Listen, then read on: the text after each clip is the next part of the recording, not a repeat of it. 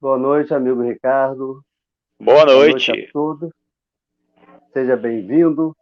Boa noite a todos, a todas que estarão assistindo agora presencial, online, aliás, ou que estarão assistindo depois, porque fica gravado no YouTube.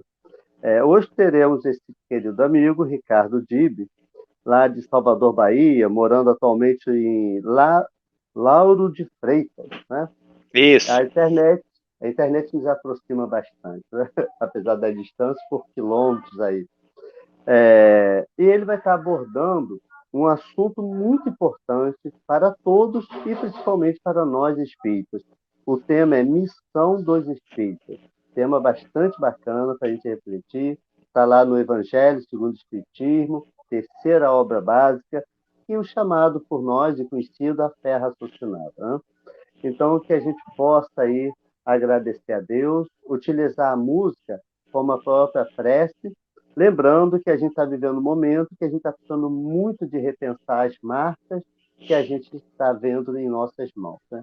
Que marcas elas estão deixando?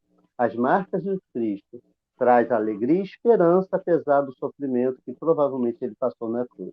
Mas quais marcas a gente vai carregar, né? Então, que a gente repense, lembrando que a paz que a gente espera no mundo começa em nós. Que essa música seja a nossa prece inicial. Desde já gratidão, sentimento de gratidão a Deus, esse Pai de amor, a Jesus, nosso Mestre. E, Ricardo, fique à vontade, estaremos aqui felizes, desejando que os bons amigos espirituais te inspirem.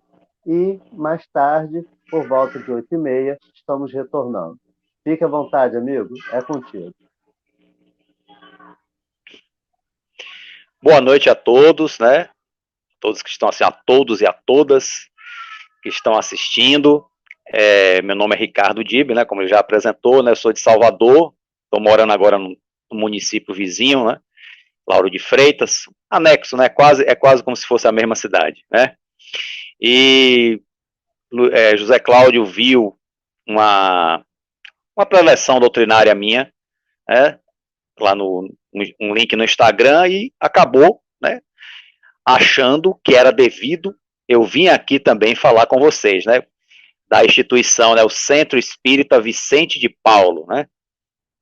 Que eu já entrei lá no canal e vi que tem palestrantes de peso aí no canal do Centro Espírita, né? Eu espero que eu esteja à altura para vocês, né? Mas eu estou assim muito feliz mesmo por poder fazer uma preleção a para pessoas assim de outro estado, né? Normalmente a gente faz mais entre a gente aqui, mas agora com as palestras online, né? As doutrinárias podendo ser online, isso aí tem a vantagem de derrubar fronteiras. A desvantagem é não estar perto, né? Que o bom mesmo é estar perto. O calor humano faz falta, né? Tem feito muita falta em todo esse processo de pandemia, né? Sobretudo também nos centros espíritas que a gente deixa de frequentar por conta disso. Mas, em compensação, a palestra online, ela derruba as fronteiras e posso estar aqui na Bahia falando para vocês aí do estado do Rio de Janeiro, né, em Macaé, né, ou em qualquer outro estado brasileiro, ou em qualquer lugar do mundo, desde que entendam português, né. Eu posso estar falando também, né, como tem um amigo meu que está em Coimbra, lá em Portugal, está morando lá, está fazendo doutorado, e ele continua fazendo as pré-eleções para a gente aqui, tudo normal. Então, essa é a grande vantagem, né? Então, vamos aproveitar esse momento em que a gente pode compartilhar ideias, né? Compartilhar pensamentos, visto que nenhum de nós é perfeito, né? E cada um tem algo sempre a acrescentar um ao outro. Bom, o tema é Missão dos Espíritas. Foi justamente uma preleção chamada Missão dos Espíritas que José Cláudio viu, né? E gostou. Aí ele chegou e me deu o mesmo tema. Óbvio que eu não vou fazer a mesma palestra, né? Claro, dá um direcionamento diferente, inclusive, falando de algo, assim, de início, que pouco se fala, né? Bem, o Missão dos Espíritas é um texto, está na parte de instrução dos espíritos, né? Assinado pelo espírito Erasto, que no caso é o anjo guardião, o mentor do médium ou da médium que psicografou essa mensagem, né? E Erasto no capítulo 20 do Evangelho segundo o Espiritismo, os trabalhadores da última hora. Antes até eu queria até comentar essa parte dos trabalhadores da última hora, que me chamou muita atenção quando eu comecei, né, há muito tempo atrás, numa galáxia distante, né, nos anos 90, em 96, que os espíritas seriam os trabalhadores, os ditos trabalhadores da última hora. Isso foi uma coisa na época que me chamou a atenção. Como assim trabalhadores da última hora, né? Realmente eu não tinha ainda nenhum tipo de orientação nesse sentido, da questão do significado. Então, assim que eu fui ver, né, que a Terra vai entrar no momento de transição, né? Aí que eu fui saber. Eu, antes de conhecer o Espiritismo, eu já acreditava na existência do mundo espiritual, dos espíritos, morria de medo, inclusive, Ave Maria, morria de medo, porque quando eu era criança eu via umas sombras na parede, via uns barulhos, e minha mãe dizia, deixa de conversa, menino, você está sonhando, é imaginação, né? Muito pouco doutrinária, minha mãe, né? Mas, assim, eu, na verdade, eu morria de medo, mas acreditava, assim, na existência, acreditava na reencarnação, inclusive, porque eu achava que era o mais lógico, quer dizer, já desde logo do início da adolescência, né, quando eu estava lá na escola, no ginásio, que hoje chama Fundamental 2, né, aí quando eu vi a aula de história, por exemplo, eu sempre dizia, será que esses personagens históricos, eu fui um deles, estou aqui reencarnado, né? Eu tinha esses pensamentos, que eu via uma certa lógica na reencarnação, e ninguém tinha me ensinado, eu tinha ouvido falar, e realmente eu achei simplesmente que era natural, né, a questão da reencarnação. Então, quando eu adentrei no Espiritismo, essas questões do plano espiritual, mediunidade, reencarnação, para mim, foi de boa para digerir, mas essa parte dos trabalhadores da última hora, não. Não, porque como assim trabalhadores da última hora? Aí que eu fui saber da evolução planetária, isso aí eu não tinha a menor noção, né? Mundo de provas e expiações, e o planeta Terra é um mundo de provas e expiações, mas que já vai entrar na transição para o mundo de regeneração. E os espíritas são os trabalhadores da última hora, porque estão recebendo luzes que nenhum outro recebe. Isso até é uma coisa até meio perigosa, vamos dizer, entre aspas, de se dizer, porque vai fazer a pessoa pensar que é melhor do que os outros, porque conhece o Espiritismo. Infelizmente, muitos pensam que são. Né? Tem muitos que se acham, só porque conhecem uma verdade, é uma verdade? É. Se não fosse uma verdade, não seríamos espíritas. Mas pegar essa verdade e tomar para si como se fosse o detentor dela. E qualquer outra pessoa que não compartilhe desse pensamento, dessa verdade, é tratado com hostilidade. Isso é algo que eu vi acontecer muito no movimento espírita, né, por algumas pessoas, né, alguns espíritas não muito bem orientados, né, que infelizmente acontece muito aqui na Bahia, e acho que provavelmente é no Rio, no estado do Rio também, né. Então nós, os espíritos, somos trabalhadores da última hora, porque recebemos uma luz, realmente, o Espiritismo, não que é a primeira doutrina que fala do plano espiritual, mas é a primeira doutrina que se conhece que fala de uma forma lógica, racional, né, que vai na inteligência, que deixa os misticismos de lado, que deixa as ilusões de lado, que rasga o véu mesmo da realidade, como diz Allan Kardec. Né. Então, somos nesse sentido. Então, dizendo assim, nós espíritas somos espíritos muito endividados, né, que muito erramos, e muitos de nós estamos recebendo a última chance, sendo espíritas, para permanecer em uma condição de um mundo de regeneração. Eu perguntei na época, e se a gente não conseguir, o que acontece? Aí há um natural afastamento, que chama-se de exílio, né, para um planeta de acordo com a nossa evolução. Veja bem, não é um castigo que vai jogar a gente num lugar infernal, não. Simplesmente vai estar no lugar de acordo com a nossa vibração espiritual, já que a Terra passando por um plano de regeneração e a gente não acompanhar espiritualmente isso, é natural. Né? Isso a lógica, né, de estudo. A gente pode ver uma coisa simples, a gente divide um apartamento com pessoas e uma das pessoas não está realmente harmonizada com a organização do AP, ela naturalmente vai sair, não vai poder ficar. Então é só isso, não é nenhum castigo. Né? Então, assim, somos assim os trabalhadores da última. Eu falei, rapaz, que responsabilidade, eu chego a me arrepiar, né? Os cabelos da nuca se arrepiaram todo. Aí piora como? Que aí no mesmo capítulo vem esse texto, essa instrução do Espírito, missão dos espíritas. Eu falei, gente, missão, né? Missão é uma coisa assim muito, é um nome assim muito, sei lá, pesado, vamos dizer assim, né? Missão, a gente sempre tem em vista grandes coisas, né? Quando se fala em espírito missionário, né? E logo eu tenho uma missão, né? Eu imaginei assim, entrar no espiritismo e realmente entrar num processo de reforma íntima, de crescimento espiritual e tudo mais, praticar, né, a beneficência, a caridade normal, né?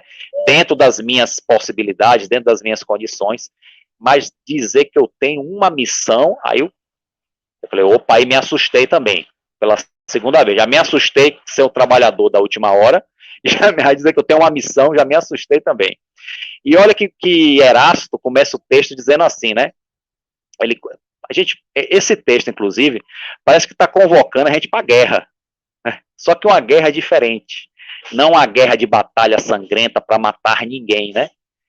Mas a convocação realmente parece estar convocando a gente para uma batalha, né? Veja o tom que Erasto fala nesse texto, né? Quem não leu ainda não é possível, mas quem já leu, releia, né? E veja o tom, né? Como ele chama. Veja o passar do tempo, que ele começa assim, dizendo assim, vede como... Espera aí, filho, agora eu não posso não. Essas são as agruras de fazer em casa, né? Então, assim, então ele veio assim, não sentir agitais a tempestade que vai engolir todas as iniquidades terrestres. Ele usa um símbolo forte, né, para começar o texto, que impacta, né, impacta realmente. E aí ele fala, vós que sois os eleitos de Deus, vós que foram iluminados pelas luzes espíritas, são os eleitos de Deus, né, e que vão, né, agora transmitir o dogma novo da reencarnação. Olha que interessante, gente. Dogma. Essa palavra me chamou a atenção. Porque se fala que o espiritismo não tem dogmas, né? E aqui o Erasto está usando a palavra dogma. E o que seria um dogma, gente? Dogma é aquele princípio inquestionável. Né? Inquestionável. Bom, então, nesse aspecto, podemos chamar para o espiritismo a reencarnação de um dogma? Sim. Porque a reencarnação é inquestionável. Não dá para ser espírita sem acreditar em reencarnação. Precisa 3 coisas para ser espírita. Acreditar no mundo espiritual, acreditar que nós nos relacionamos com o plano espiritual, a relação do plano espiritual com o mundo material, e reencarnação. Faltando um desses princípios, os outros 2 ficam capengas, perdem um sentido. Né? Então, pode-se dizer que a reencarnação, sim, é um dogma. É um dogma, mas por conta de um conhecimento, não de uma imposição, porque a gente vê os dogmas religiosos nas religiões tradicionais como uma imposição. Você tem que acreditar nisso e pronto. E acreditar muitas vezes sem examinar, sem verificar se é verdade ou não. Acreditar porque o sacerdote está mandando. Acreditar porque o pastor está mandando. Então, esse é o problema dos dogmas religiosos, né? Mas o dogma em si essa questão inquestionável. Para o espírito, a reencarnação é inquestionável. Será que não? Tem algum espírito aí que não acredita em reencarnação, né? Veja bem. Opa, deu uma saidinha, fugidinha aqui. Então, veja bem. Ele segue, então, falando que nós somos agora, né, espalhar o dogma novo. Mas não é novo, né? A reencarnação já é um princípio já professado por diversos pensamentos filosóficos religiosos anteriores, principalmente os orientais, né? O budismo, o brahmanismo, mas é o dogma novo no sentido racional, que isso só o espiritismo traz, né? A visão racional e lógica da reencarnação. Então é novo nesse sentido, né? E ele diz o seguinte, que a questão das realidades espirituais é uma semeadura, que como fala assim, a gente vai falar sobre vamos falar sobre, como é que diz? Moderação a pessoas que são imoderadas, a gente vai falar sobre paz a quem é agressivo, a gente vai falar sobre falar aos avarentos, né? e diz assim, ele fala assim, palavras perdidas eu sei, mas perdidas naquele momento, porque na verdade é uma semeadura, né? Quando uma coisa é do plano espiritual, é realmente do mundo maior, nunca se perde. Pode ser que naquele momento, né? Naquele momento, poxa, eu posso ter ouvido tudo isso aqui há muito tempo atrás e não dei atenção. Resolvi começar a dar atenção em 96. De repente eu posso ter ouvido isso tudo numa experiência encarnatória anterior, mas não dei atenção. Mas ficou o germe aqui em mim espiritualmente, tanto que, como eu falei, desde a minha pré-adolescência, que eu já acredito, sem nunca ter conhecido o espiritismo, já acredito em reencarnação, por exemplo, e na existência dos espíritos, né? Então, assim, ficou esse germe em mim, né?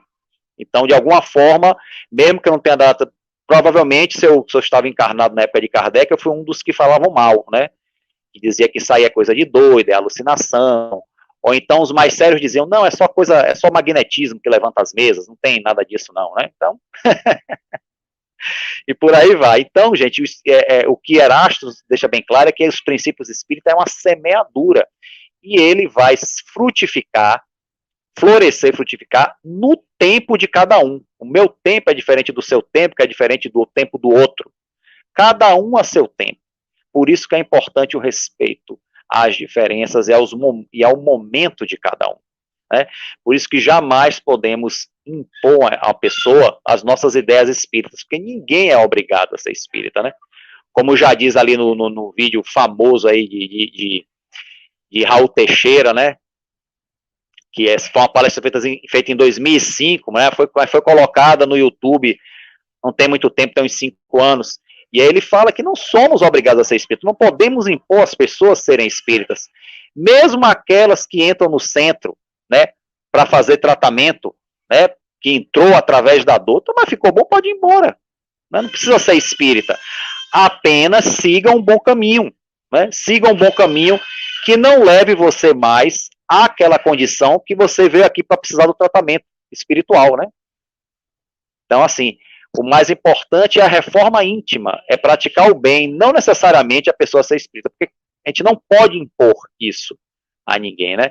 E é uma coisa que se vê muito no movimento espírita, né? Porque essa mensagem mesmo, ele usa muito a expressão ide e pregai. E a gente vê o que é pregar. Pregar, a gente sempre tem aquela coisa assim, daquele sujeito alucinado, num púlpito, né? Ou então mesmo numa praça pública, aos gritos pregando a salvação, e normalmente falando coisas apocalípticas, né? Falando coisas apocalípticas, que vai todo mundo morrer, vai todo mundo pro inferno, fogo do inferno, e assim, mais da metade é uma série de ameaças, né? E pouco tem de evangelho, né? Invariavelmente, eu não estou dizendo que todas as vezes são assim, mas muitas vezes é exatamente isso. Então, assim, a gente tem a questão do pregar muito como isso. Então, o que seria o pregar que Erasto está dizendo? O pregar espírita, né? Seria isso? Para começar, a melhor pregação é o exemplo. É o exemplo. Essa é a pregação mais difícil de todas. Porque falar, todo mundo pode aprender a falar. Professor, se falar é fácil, nem sempre. Tem gente que tem mais predisposição a falar do que outra. Eu mesmo falo pelos cotovelos. Deixar aqui, eu falo até 10 horas. Mas já outros têm mais dificuldades, são mais econômicos com as palavras. Mas, de alguma forma, falar, todo mundo consegue, né? Maior ou menor dificuldade. Mas exemplificar já é mais complicado. Richard Simonetti já disse isso. Uma vez eu li uma entrevista muito boa na revista Reformador com Richard Simonetti, né? Um dos grandes autores espíritos, assim, que eu tenho, que tem aquela série, né? Quem tem medo dos espíritos, quem tem medo da obsessão, quem tem medo da morte. Excelente essa trilogia dele, gosto muito. Né? Ele tem muito tempo que desencarnou, inclusive, e ele diz que o entrevistador pergunta qual a coisa mais difícil de ser espírita? Ele vivenciar aquilo que se aprende, né? Então, para começar isso. E o falar, sim, o falar é importante, né? Por exemplo, ele fala mais na frente no texto que a sua língua se soltará e falar como nenhum outro orador, né? E é isso, quando a gente se predispõe, você vê no meio espírita tantas pessoas que, se fossem em outros contextos, não seguiria, tipo, uma profissão de falar. Quer dizer, porque tem a profissão, gente que faz palestra, profissionais, né? Gente que é palestrante profissional, e diversos profissionais. psicólogos que fazem palestras, médicos que são palestrantes também, as diversas profissões, né? Mas de repente você vê pessoas que normalmente não seguiriam esse caminho da palestra, mas dentro do espiritismo com o tempo começa a falar, vai timidamente ali para frente e tal, e fala, e já tá, e volta e meia tá fazendo uma doutrinária, tá fazendo uma palestra, quer dizer, vê-se que, não que, então que o espiritismo é fácil, não é que seja fácil, o espiritismo é simples, o entendimento do espiritismo é simples, a leitura do espiritismo, pelo menos a leitura da codificação, ela é simples, né? Eu não digo simples no termo simplório, não, simplório não, realmente requer sim alguma formação da gente, né, no sentido de apreender as ideias. Mas muitas vezes essa apreensão das ideias acontece mais com pessoas simples, pouco alfabetizadas. Às vezes aprende melhor as ideias espíritas do que as pessoas que têm até diplomas e mais diplomas universitários. Né? Porque o espiritismo ele vai em outro lugar da nossa mente, vai na região espiritual, que está acima de tudo. Entendeu? Então é importante notar que realmente ele, como o Erasto fala, a sua língua se soltará e falará como nenhum orador. Realmente. Muita gente aí, nós temos hoje grandes palestrantes espíritas, né, homens, mulheres. As mulheres no início eram meio tímidas, né? Agora eu estou vendo mais mulheres fazendo palestra, né? Porque antes era uma macheza só, né? Quando eu iniciei no espiritismo. De vez em quando era uma mulher. Agora não, as mulheres agora estão metendo bronca aí, tem que fazer mesmo. Entendeu?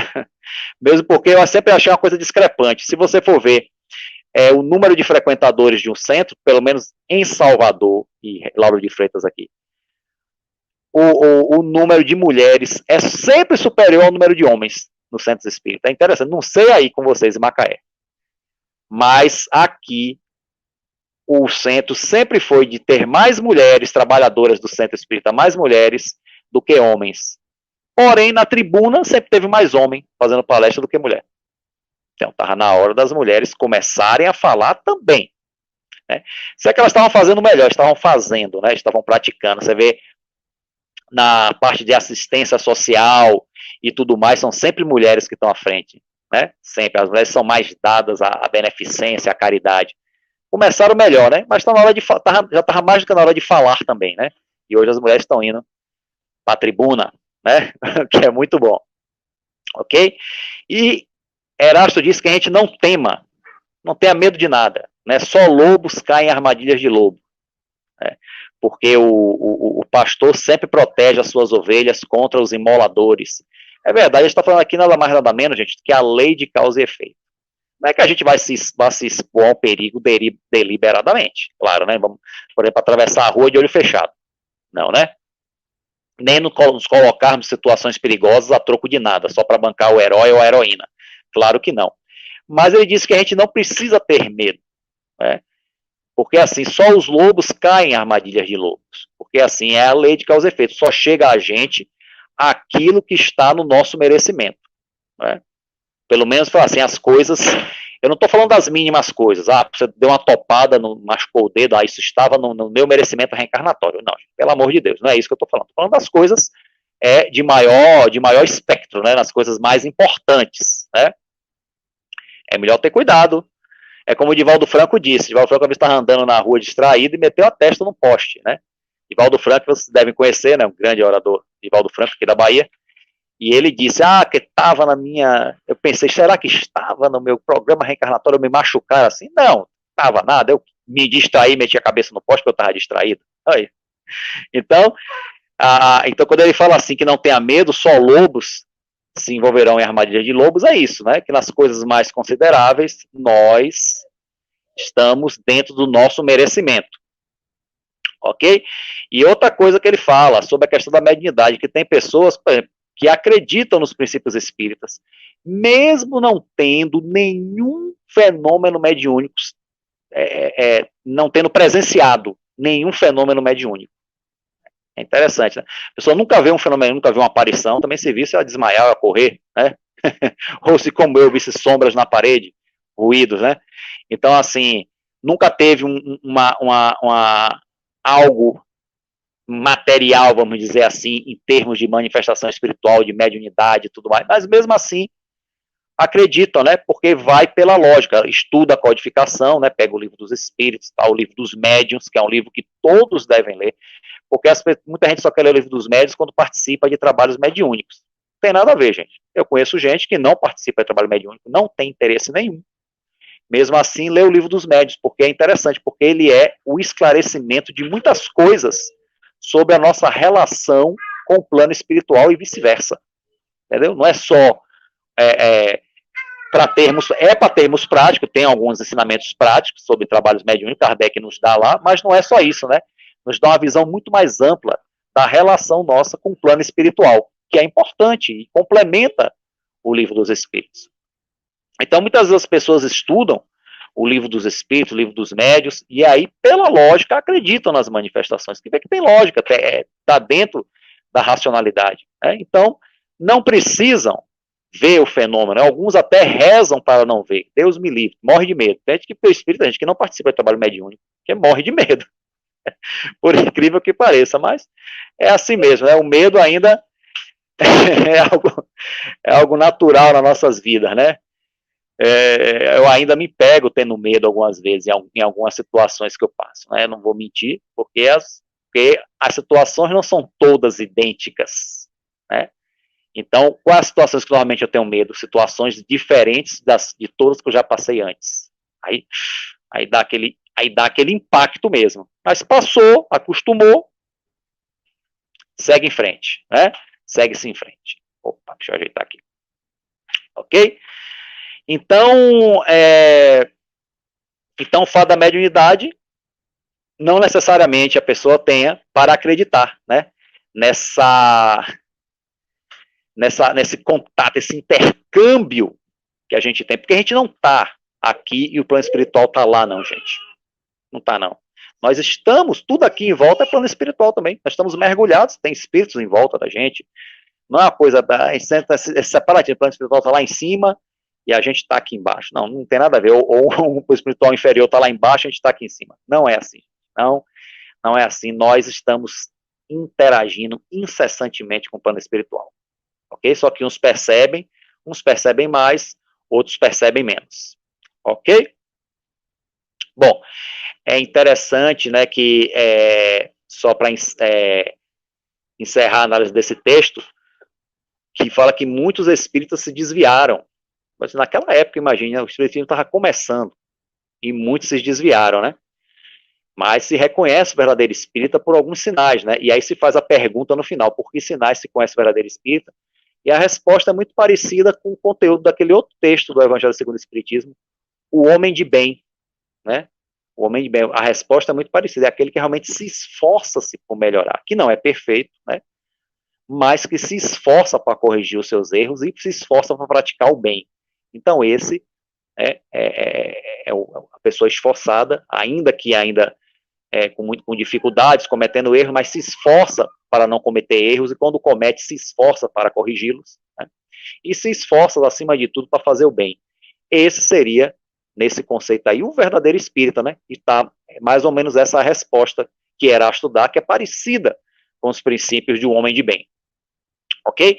E fala assim, ó, ide avante, amigos espíritas, que as gerações futuras só podem conhecer essas nossas iniquidades a troco, assim, de lenda, eu esqueci o termo agora, mas só vão conhecer isso tudo que é feito hoje de ruim só como lendas lá no futuro, como a gente conhece imperfeitamente a antiguidade, né? Então, assim, para a gente já são lendas, essas questões muito antigas. Então, mais na frente, daqui a alguns milênios, tudo isso que acontece aqui de ruim, né, nesse momento de transição, virará lenda, quando o planeta estiver numa fase de regeneração, né? Isso aí nos dá um alento muito grande, gente. Eu não vou dizer não, viu? Isso aí nos dá um alento muito grande. Agora, a gente tem que ter cuidado, né? Nós temos o conhecimento espírita, somos os trabalhadores da última hora, temos uma missão. Agora, essa missão, ela tem o tamanho de cada um, né? Cada um só faz aquilo que pode, aquilo que alcança. Uns fazem mais coisas, outros fazem menos coisas, mas o importante é que se faça, que se caminhe na senda espiritual, né? Se caminhe, que cresça, nem que seja um degrau, né? Então, nós somos da última hora, temos essa missão, mas temos que ter cuidado para não nos transviarmos, como diz Erasto, né? Ter cuidado com a vaidade, principalmente. Que o conhecimento espírita, realmente, ele nos enriquece muito grande, perdão, o conhecimento espírita é muito grande, nos enriquece muito, né? E às vezes a gente se envaidece por ter um conhecimento desse e queremos ser melhores do que os outros. Cuidado que isso aí é uma armadilha e que muitos obsessores, principalmente aqueles fascinadores, chegam até a gente, né? Com o nosso campo todo propício para lançar uma obsessão de fascinação, para a gente pensar que somos mesmo melhores do que os outros, né? Que podemos mais do que os outros, porque temos o conhecimento e tal. E, gente, segredo, só entre nós aqui, muitos pensam exatamente assim. Muitos dentro do movimento espírita, inclusive dirigentes espíritas, pensam assim e agem assim. Né? Então você vê pessoas assim, completamente fascinadas e chamando os outros de obsidiados. Obsidiado todos nós somos, né? Todos nós sofremos influência dos espíritos. Então nós somos obsidiados em algum momento da vida, né? A questão não é ser ou não ser obsidiado, é a questão de como a gente reage, né, à influência de um espírito. Né? Um espírito que quer nos influenciar ao mal. Como é que a gente reage a essa influência? A questão é essa, né? Se ele achar o campo propício, ele toma conta. Agora, se não achar o campo propício, ele naturalmente se afasta, né? Mas muito cultivando a vaidade, de se achar melhor do que os outros, porque tem o grande conhecimento espírita, acaba criando um terreno propício a essa obsessão que é muito difícil de se curar, que é a fascinação. Né? E muitos dentro do movimento estão assim, e repito, inclusive dirigentes. Então, sejamos vigilantes, gente. Orar e vigiar é sempre, esse recado é sempre bom ser repetido. Porque, veja bem, gente, nós temos o dever, sim, de propagar o espiritismo, mas respeitando a condição de cada um. Porque, assim, eu mesmo falo só de espiritismo para espíritas, né? Tudo bem que cada espírita tem um grau maior ou menor de entendimento e nós sempre estamos trocando ideias. Isso aí tal, né? Os espíritas não são todos iguais no entendimento do espiritismo, certo? Mas eu não falo só para espíritas. Eu gosto de falar para pessoas não espíritas para dar uma oportunidade a pessoa conhecer, saber o que é. Alguns fazem gozação, tudo bem, passou, deixa para lá. Outros não acreditam, repelem. Outros acham curioso e outros se interessam em como é que é tal. Esses que se interessam, será que vão se tornar espíritas? Não sei. Cada um tem a sua escolha, seu livre-arbítrio. Mas é importante que eu estou mostrando, olha, isso aqui é assim, é assado, quer dizer, esse é que é o pregar, que Erasto fala, e de pregar. Esse é o pregar com respeito, com equilíbrio, é isso. E antes, pregarmos para nós mesmos, né, gente? Porque, como diz, né, as palavras até ensinam, mas quem realmente arrasta é o exemplo. E o exemplo é a coisa mais difícil de se fazer. Para todos nós, para esse que vos fala também. Mas a gente vai exercitando, a gente vai treinando, a gente vai, né, caminhando, evoluindo. Ok? Então temos que ter cuidado. Inclusive, Allan Kardec tem um livro que Allan Kardec escreve. Esse aqui eu tenho uma versão de bolso pequenininha, né? Minha, na verdade, não, é da minha irmã, que eu peguei emprestado e acho que não devolvi. Né? Ah, não, esse é meu. Esse é meu. O que eu peguei emprestado dela foi o livro dos médios de bolso. Então, esse livro, ele diz assim, a doutrina espírita é o Pentateuco, né? Eu não concordo, acho que devia ser um hexateuto, né? Porque esse livro aqui, ele às vezes é um ilustre desconhecido na doutrina espírita. O que é o espiritismo? É um livro fininho, né? Que ele resume, né, a doutrina. Em uma parte, ele resume os conceitos do livro dos espíritos, na outra parte, ele resume os conceitos do livro dos médiuns. E na primeira parte, ele apresenta 3 diálogos, um cético, um crítico e com um padre. Então, esse livro é muito importante, principalmente para quem quer ser propagador do espiritismo, fazer palestras, por exemplo, né, ou fazer grupos de estudo, porque ele já dá um direcionamento, é uma leitura muito boa. Então, eu estou vendo aqui que na primeira leitura do cético, Kardec nos fala que não adianta, né, porque O cético não, perdão, gente, o cético é o segundo, é o crítico o primeiro. O crítico já vai lá disposto a derrubar os princípios espíritas. Ele não vai lá visitar Kardec para aprender, né? Ele diz que vai escrever um livro, que ele é um grande adversário da doutrina espírita, e que eu vim aqui para o senhor, no caso Kardec, convencer ele do contrário. Convencer ele do contrário. Ô, pega ela aqui, Len. Eu tô tomando barulho aqui. Né? A minha filhota aqui de 3 anos. Vai lá, vá. Vai que o papai tá ocupado. Daqui a pouco eu acabo, viu? Então, assim, o primeiro diálogo é do crítico, e ele já vai disposto a discordar. Ele não vai lá para aprender. Então, Kardec fala, olha, eu poderia falar para você aqui, eu estou resumindo o que Kardec disse, né?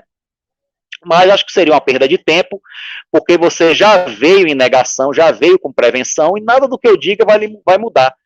Ele, mas eu podia assistir umas 2 sessões do senhor. Eu falei, olha, 2 sessões não é o suficiente para convencer ninguém. Eu mesmo, Kardec escreve isso, só me convenci depois de 1 ano de estudos. Ó, 1 ano. Kardec demorou inclusive de aderir, né, quando estava tendo os fenômenos, né, convidava, ele não ia, dizia que não dava credibilidade, até que Frontier convidou, né, Frontier era um magnetizador muito conceituado na época, aí ele foi, e aí viu que por trás daquele fenômeno tinha inteligência, e eis a codificação, né. Mas aqui, ele mesmo fala, ele levou 1 ano para se convencer. Você acha que com algumas palavras que eu disser, você já está disposto a escrever um texto para difamar a doutrina? Você acha que eu vou lhe convencer? Né? Então, assim, e outra coisa, para se criticar, tem que conhecer. Quer dizer, o senhor não conhece a doutrina direito e quer fazer uma crítica do que você não conhece. Né? Isso aqui eu estou usando as minhas palavras, né? Mas a verdade é que é essa mesmo. A gente quer criticar uma obra literária. Como é que eu vou criticar uma obra literária se eu não li esse livro? Então, para eu ler, para eu criticar, dizer se é bom, ruim, se é útil ou não é, eu tenho que ler e ler com atenção, com profundidade, para poder fazer uma crítica. A crítica construtiva só é essa. O resto é só jogação de pedras. Né? Então, ele fala isso. Ele diz assim, até você quer opor o seu pensamento ao meu. Mas para você se opor, olha que argumento que a Kardec usa com ele, com o crítico. Para você se opor a um cálculo, você tem que apresentar outro cálculo, um cálculo superior. Para você se opor a uma doutrina, primeiro você tem que conhecer bem essa doutrina, conhecer a doutrina, e apresentar algo superior a ela. Se você quiser, para você fazer a crítica, você tem que conhecer. Se você quiser derrubar, dizer que ela é de 2ª classe, você tem que apresentar algo superior a ela. O crítico não tinha uma coisa nem outra. Ele diz até, outro argumento que Kardec fala para ele assim, olha, seria como se eu fosse conhecedor de astronomia e você fosse se convencer dos princípios da astronomia olhando 1 ou 2 vezes as minhas lunetas. Quer dizer, você vai olhar as lunetas uma vez, olhar ali um astro, olhar os planetas na luneta e vai se convencer dos princípios da astronomia. Não é assim, né? É um estudo muito mais profundo. Isso aí é o básico, né? Olhar as lunetas. Então, o crítico ainda fala, mas a sua ciência não é reconhecida no meio científico. Ele fala, ora, o espiritismo não é reconhecido na ciência acadêmica por um simples motivo. É porque ninguém pode controlar os espíritos. Ninguém pode controlar, porque o cientista ele quer controlar o fenômeno. Né? Então, por exemplo, você vai fazer uma pesquisa sobre eletricidade, você controla ali a eletricidade, você bota ali os eletrodos e controla para fazer as análises e tudo mais. Né? Normalmente é assim, mas ninguém pode botar um espírito num tubo de ensaio, prender em um quarto, prender em um lugar para fazer pesquisa. São consciências livres, mais livres do que nós. Quer dizer, são consciências humanas, né? São seres que estiveram encarnados e agora estão desencarnados e têm a consciência mais livre ainda do que a nossa. Como é que nós vamos controlar e obrigar esses seres a fazer o que a gente quer? Ele fala, tem muitas sessões, inclusive, que a gente prepara o trabalho e eles não se manifestam, porque não é da vontade deles. Então, algumas exceções não vai convencer ninguém, né, que foi o questionamento inicial. Então a ciência não reconhece, a ciência espírita, a ciência oficial acadêmica, até hoje não reconhece, até hoje, né, até hoje, porque não se pode controlar os espíritos, né? Então, que não se pode controlar, então não é científico, né? Aí é complicado. Inclusive, no Wikipedia do Espiritismo, tem lá, Espiritismo é a pseudociência, está lá escrito, pseudociência, olha lá, só se mudar agora. Mas a última vez que eu li, já tem um tempo, estava lá que o Espiritismo é pseudociência, que não é a ciência verdadeira, né? Por quê? Porque não se pode controlar, mas ele é ciência à medida que ele usou de métodos científicos para comprovar a existência dos espíritos, métodos positivistas. Leiam sobre positivismo, o criador Augusto Comte, do método positivista. Tentativa e erro. É um método positivista muito usado ainda até hoje na ciência, ainda é usado. Tentativa e erro, né? Pegava as mensagens, perguntava a mesma coisa a outros médios em outros lugares, em outros países, aí quando se respondia coisas parecidas, essa é a resposta válida. Quer dizer, deu um trabalho danado fazer o Livro dos Espíritos, gente. Não é assim, não. Kardec não sentou, fez uma pergunta, aí respondam aí. Eles respondiam, Kardec anotava. Agora respondam o que é o infinito. Aí eles respondiam, Kardec anotava. Não era assim, não, gente. Né? As perguntas foram feitas ao longo do tempo, eram analisadas, eram feitas a outros médios e outros países, e aí fazia um cruzamento das informações e via a que tinha mais lógica, e essa era a resposta que foi colocada em um Livro dos Espíritos. Ou seja, a codificação foi um processo muito trabalhoso, né? Foi até, para o tanto de trabalho que foi exigido, foi até rápida, né? Eu acho que um trabalho como esse, se fosse no sentido acadêmico, demoraria muito mais anos, até que a codificação foi rápida, porém, não prescindiu do rigor científico de Allan Kardec, né? Agora, foi rápida por quê? Porque já havia algumas predisposições, né? Como Kardec diz, o espiritismo não é a manifestação espírita não é uma coisa nova. Já existe desde que o mundo é mundo. Simplesmente o espiritismo, o que se aconteceu com a criação do espiritismo foi criar uma doutrina em torno dessa realidade. Então, se conheceu a realidade espiritual e se criou uma doutrina racional em torno dessa realidade, que é a doutrina dos espíritos, a doutrina espírita. Então, assim, quando a gente for falar com as pessoas, a gente tem em mente essas questões, né? Que para a gente realmente falar, quando a gente vê que a pessoa não está predisposta, como o caso aqui do crítico, a gente deixa para lá, com todo o respeito. Mas quando a gente vê que a pessoa está predisposta, que a gente fale da doutrina sim, mas a gente fale sem afetação. Fale dos princípios, fale das realidades, das observações de Kardec, fale dos princípios morais, né, que é muito importante, porque a doutrina, o mais importante dela são as consequências, né, é uma doutrina científica, filosófica, com consequências morais, né, isso que é o mais importante, falar das consequências morais. É uma doutrina filosófica porque remete às questões fundamentais da humanidade, né, quem eu sou, de onde venho, para onde vou, o que é o sofrimento, por que se sofre, o que é a felicidade. Então, vai trabalhar com essas questões filosóficas já de muito antes de Allan Kardec, essas questões filosóficas já são levantadas, né? E obtém respostas maravilhosas com o espiritismo, né? Essas questões filosóficas, trazendo consequências morais, né? Nos mostrando a necessidade de reforma íntima para crescermos enquanto espíritos, para crescermos na escala, né? Não tem lá no espiritismo, no Livro dos Espíritos, a escala espírita, né? Espíritos imperfeitos, bons espíritos, espíritos perfeitos, né? Então, essa escala, gente, é bom que preste atenção, que se leia direitinho, né? Que ali é só uma questão didática, né? Não tem essa divisão cravada certinha, não, né? Pelo amor de Deus, né? A parte de espíritos imperfeitos são várias ordens de espíritos imperfeitos, e nós estamos em uma delas, né? A parte de bons espíritos são algumas ordens de bons espíritos. Então, não é somente uma divisão que Kardec ele quis fazer, foi uma questão didática para facilitar o nosso entendimento, né? Então, por isso esse formato da escala, a chamada escala espírita. Então, quando a gente for falar, né, com a pessoa, a gente mostra essas coisas, mostra a parte mais simples. Se a pessoa se interessar, você recomenda um livro, ou se puder, dá um livro de presente, né? Então, que a pregação seja dentro desse equilíbrio, em termos sadios. E quando a gente também for à tribuna, né, como eu estou aqui, numa tribuna virtual ou presencial, que a gente tenha consciência dos verdadeiros princípios do Espiritismo, né, para a gente não sofismar, não botar o nosso achismo, que é normal, né, a gente botar alguns achismos, mas a gente tem que fazer todo o possível para a gente apagar esses nossos achismos e deixar prevalecer os princípios da doutrina, né, para realmente passar o melhor possível, dentro das possibilidades de cada um, a doutrina espírita, a doutrina dos espíritos, codificada por Allan Kardec, a terceira revelação, né? A primeira é Moisés, a segunda é Jesus, e a terceira revelação é o Espiritismo, que vem confirmar os ensinamentos de Jesus, que vem esclarecer, que vem nos interpretar as parábolas, que a gente vê isso no Evangelho segundo o Espiritismo, né? Dando finalmente assim uma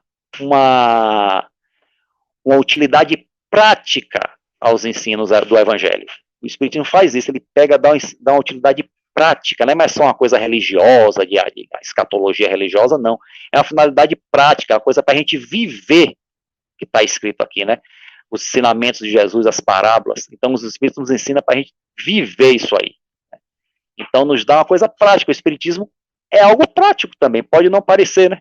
Mas é algo muito prático, né? É algo racional, é algo prático, sem prescindir da afetividade, claro, né? Porque o amor é o máximo, né? Na evolução do espírito, né? A afetividade e as boas emoções, né? Vamos dizer assim. Então, eu queria aqui, agora são 20 horas e 22 minutos, eu queria encerrar. Eu não ia encerrar, não, eu ia falar mais, mas o tempo ruge, né? Eu trouxe aqui para vocês esse livro aqui, muito bom, eu sempre leio muito ele, uso muito ele em minhas palestras, chama Ementário Espírita. É um livro psicografado por Divaldo Franco, pelo espírito Marco Prisco, que foi um espírito que psicografou muito no início da caminhada de Divaldo Franco, né? Inclusive, esse livro aqui tem uma mensagem na subtração e na soma, que essa mensagem até aparece no filme de Divaldo Franco, né? Que foi uma mensagem que ele psicografou de Marco Prisco. E aí as primeiras mensagens que ele psicografou, Joana de Ângeles, que é a sua mentora, disse que ele rasgasse e jogasse fora, porque era só treinamento. E agora vão começar a psicografar a sério. Mas essa de Marco Prisco ele não descartou. E aí está aqui nesse livro também. Quem não tem um livro físico tem em PDF, né? Na subtração e na soma. É só para uma curiosidade desse livro, né? Mas o que eu trouxe para vocês hoje aqui, que tem mais a ver com o tema, é o capítulo 51, Na Fé Espírita, que Marco Prisco fala assim: nas tarefas espontaneamente aceitas no campo da fé espírita, evite a improvisação. Medidas tomadas sem o necessário exame, perigo de insucesso à vista. Ou seja, preparar tudo que a gente faz, né, gente? Acho que na vida profissional tem que ser assim, até na vida familiar, por que não nas atividades espíritas? Tem que ser assim, a lá vão ter. Não, tem que ser a coisa também, né? A coisa também bem estruturada, né? Às vezes, tudo bem, há situações que pegam a gente de surpresa, a gente improvisa. Mas é até bom a gente já prever essa improvisação. Poxa, se eu tiver que improvisar, já deixar a mente preparada para a improvisação não ser ruim, ser uma improvisação boa. Então, até a improvisação tem que ser de alguma forma prevista, né? Ó, no programa Espírita a Desenvolver, em qualquer campo de atividade a que você se ligue, procure conhecer as próprias possibilidades e estude a aplicação dos conhecimentos doutrinários. O entusiasmo estimula, mas raramente produz profundidade. Porque é normal a gente ter muito entusiasmo no início. Sabe? Quer abraçar o mundo, né? Mas se a gente não realmente estudar com profundidade, não conhecer, a gente acaba se estimulando e foi o que é chamado fogo de palha, né? Show pirotécnico, muitos fogos, muitas luzes, mas passa rápido. É isso?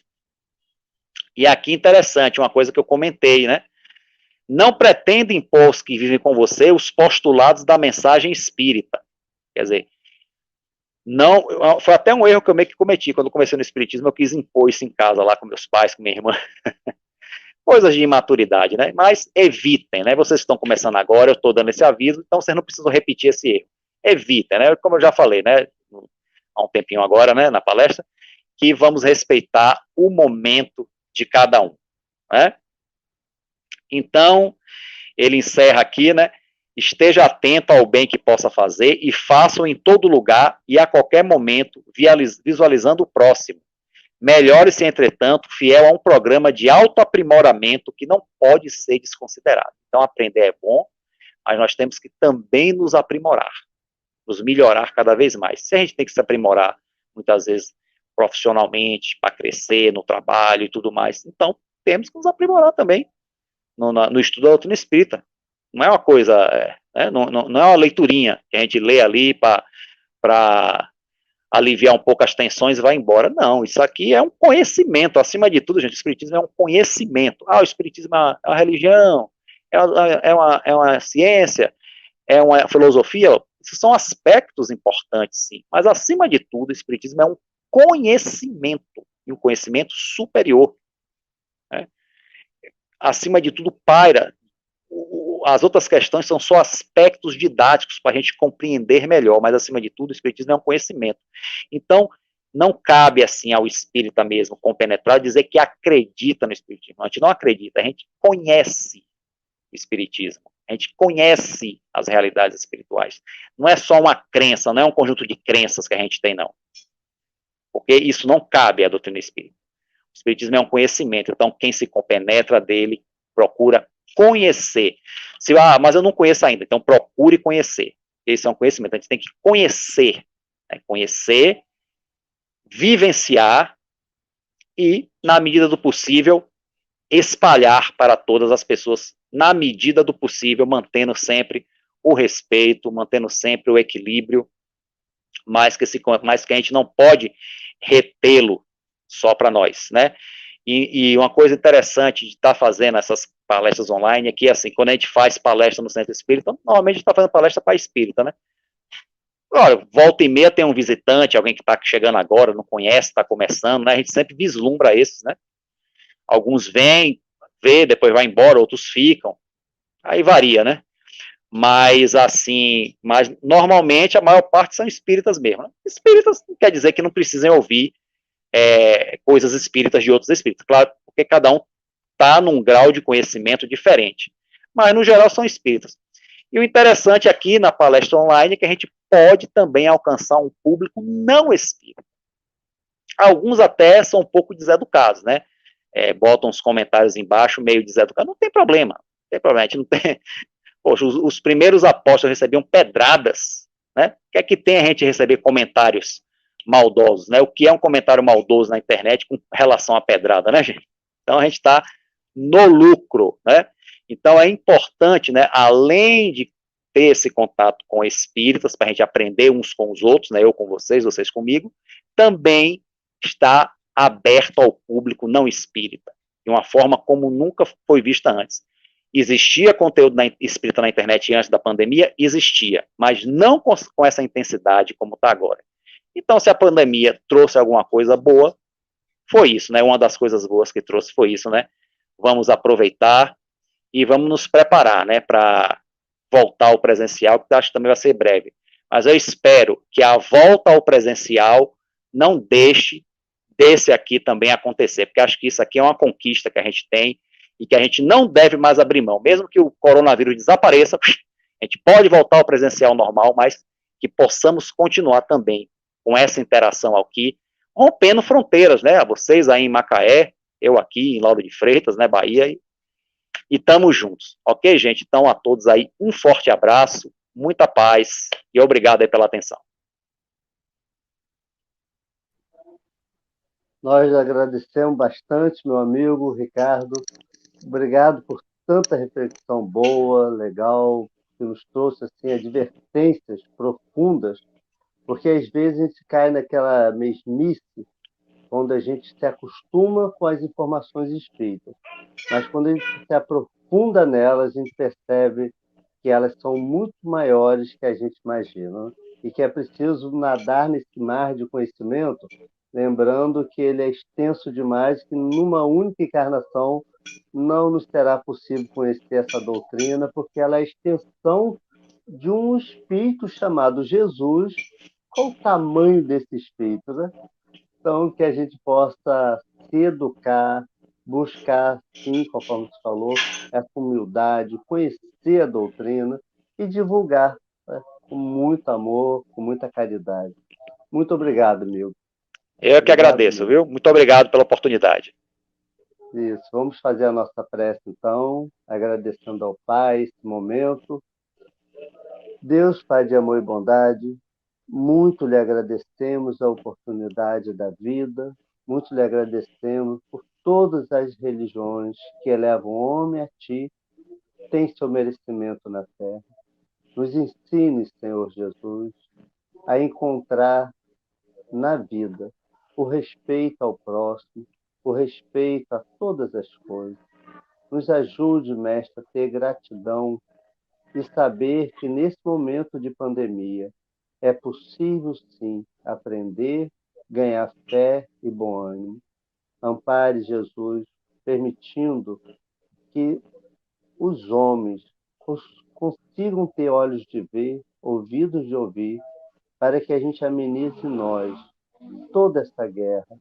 A guerra, inclusive, também da indiferença, que também destrói muito. Mas aqueles que estão agindo na guerra, dessas que realmente tira a vida de tantos, abranda, Senhor, porque vamos aprendendo que quem suscita a guerra, às vezes passa muitas encarnações, quitando cada vida que tenha ceifado. Senhor, acorda-nos para essa realidade da lei de causa e efeito, para que por disciplina consigamos nos educar, porque é melhor que tenhamos o Cristo em nós antes que a maldade, o desamor, antes que as dores e a solidão, a angústia nos invada, Senhor, tirando toda a paz, até que um dia, cansado de sofrer, buscaremos em Ti para poder viver melhor. Fica conosco, ampare esses países que estão já em guerra, Senhor. Proteja, Mestre. Leve lá todo o amor que a gente ainda não consegue. Fica conosco. Que assim seja, graças a Deus. Uma boa noite a todos, então. Fiquemos com Deus e um bom feriadão para todos nós.